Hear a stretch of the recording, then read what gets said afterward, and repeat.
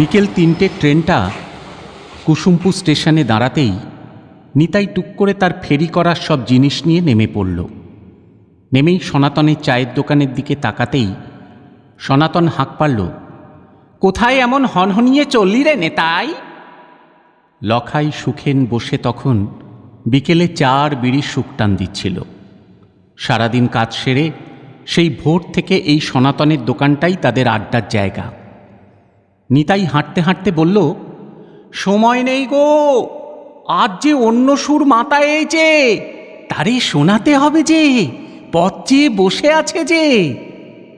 সনাতন দেখল লখাই আর সুখেন একে অপরের দিকে তাকিয়ে মুখ চাওয়াচাওয়ি করছে, আর কেমন যেন একটা বিদ্রূপের হাসি। কুসুমপুর স্টেশনটা বড় নিরিবিলি, সব ট্রেন থামে না। বিকেলের দিকে তো আরও কম, তাই লোকজনের আনাগোনাও কম। তাই সনাতন ওই বিকেলে চা বেচার পর দোকানের আঁচ নেবানো আর হাতের কাজকর্ম সারতে মনোনিবেশ করল। নিতাই স্টেশন থেকে বেরিয়েই পূব দিকে যে গ্রামের রাস্তা গেছে, কিছুটা দূরেই একটা বড় কৃষ্ণচূড়া গাছের নিচে হন্তদন্ত হয়ে পৌঁছালো। তার ঝোলা ব্যাগ থেকে বাঁশিটা বের করে নতুন সুরটা বাজাতে শুরু করল।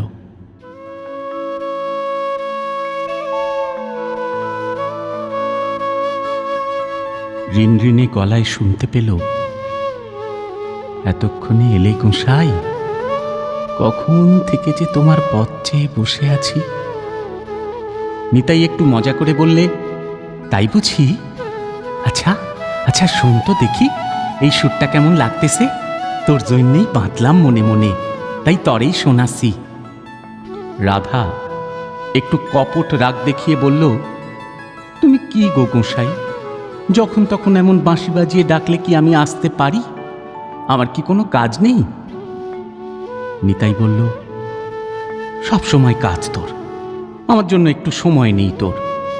বলেই নিতাই ব্যাগ থেকে লাল আর সোনালিতে একগাছা কাঁচের চুড়ি বের করল আর বলল, এই দেখ, তোর জন্য এনেছি, তোর হাতখানা দে।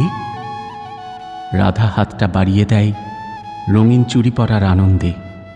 নিতাই চুড়িগুলো হাতে পরাতে গিয়ে বলে, তোর হাতের এই পোড়া দাগটা আর চাই না রে রাধা। ট্রেনে সেদিন বিশু কোন এক কবিরেজি মলমের কথা কইছিল, দাঁড়া দাঁড়া, তোর জন্য নিয়ে আসবো। বলতে বলতে দেখে রাধার চোখে জল। নিতাই কেমন ব্যস্ত হয়ে পড়ে, ও কি, তুই কাঁদিস কেন?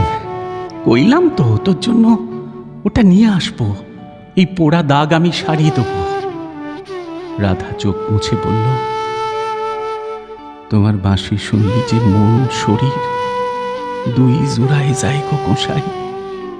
কেষ্ট ঠাকুরের রাধার খালি মনটাই পুড়েছিল, তোমার রাধার চেয়ে। কই গেলি, কই গেলি আবার?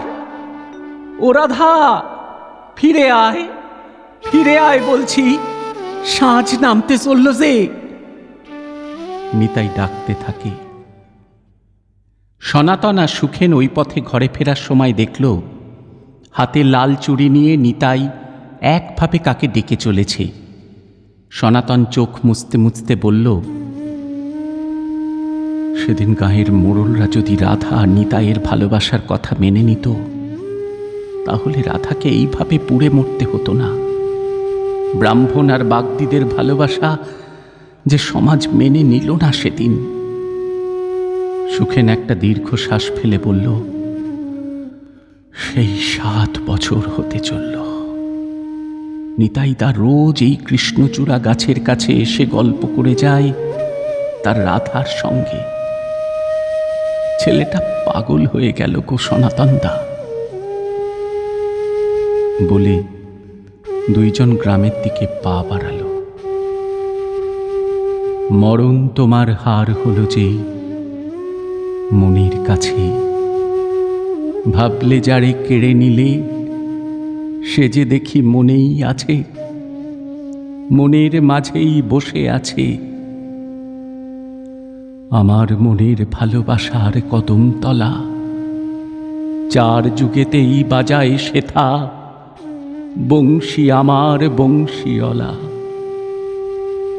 বিরহের কোথায় পালা, কিসের জ্বালা, চিকন কালো দিবস নিশি, রাধায় যাচে মরণ, তোমার হার হলো যে মনের কাছে।